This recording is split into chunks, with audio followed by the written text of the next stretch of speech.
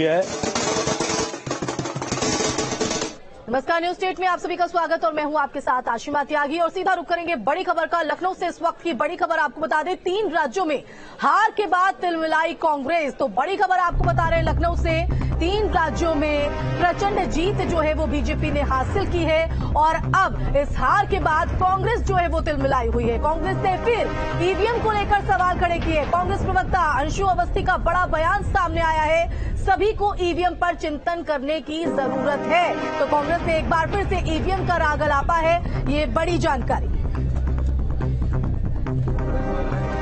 हम बार बार इस बात को कह रहे हैं कि ईवीएम पर चिंता करने की जरूरत है, मंथन करने की जरूरत है। देश के जनमानस में ये बात है कि ईवीएम से हेरफेर होता है। इन 5 राज्यों के चुनाव परिणाम में भी हम कहीं भी जीते या हारें, लेकिन ईवीएम पर चिंतन होना चाहिए, क्योंकि देश के लोकतंत्र में भरोसा लोगों का बढ़े, देश के लोकतंत्र में भरोसा बना रहे, ये आवश्यक है। ईवीएम नहीं जरूरी है और चुनाव आयोग से सभी राजनीतिक दल इस बात को लेकर कह चुके हैं। तो इसलिए इस पर चिंतन करने की जरूरत है, इसको लेकर गंभीर विचार करने की जरूरत है। अगर आवश्यकता हो तो इसे हटाया जाए, लेकिन लोकतंत्र में आस्था बनी रहे, ये हमारा प्रथम उद्देश्य होना चाहिए। तो हार से तिलमिलाई हुई है कांग्रेस और सीधे तौर पर ईवीएम को लेकर कटघरे में सवाल कांग्रेस की तरफ से खड़े किए गए हैं। दीपक बघेल जी, मैं आपका रुख करना चाहूंगी, आपका क्या कहना? कांग्रेस हार से तिलमिलाई हुई है और अब ईवीएम पर सवाल उठाए जा रहे हैं।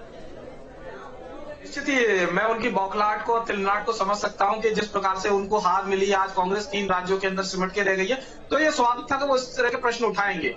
परंतु मुझे नहीं लगता कि उन्हें एक बार ईवीएम पर प्रश्न उठाने से पहले अपने नेतृत्व के ऊपर प्रश्न उठाना चाहिए, अपनी नीतियों के ऊपर प्रश्न उठाना चाहिए। जहां पर कांग्रेस की जो फ्रीबीज के ऊपर मोदी जी की जो गारंटी है वो जिस प्रकार से फिट बैठी है, उन्होंने जो गारंटी दी, क्योंकि हमने जो कहा वो करके दिखाया। आप राजस्थान के अंदर देख लीजिए, राजस्थान के अंदर ये 4.5 साल तक केवल लड़ते रहे और योजना पिछले लास्ट के 6 महीने थे उनके अंदर लेकर आए। तो जनता इतनी मूर्ख नहीं है जितना जनता को ये लोग समझते हैं कि ये सोचते हैं कि चुनाव से पहले जाएंगे, कुछ योजना जो लुभाने वाली योजना है उनको जनता के बीच में रखेंगे और हम चुनाव जीत जाएंगे।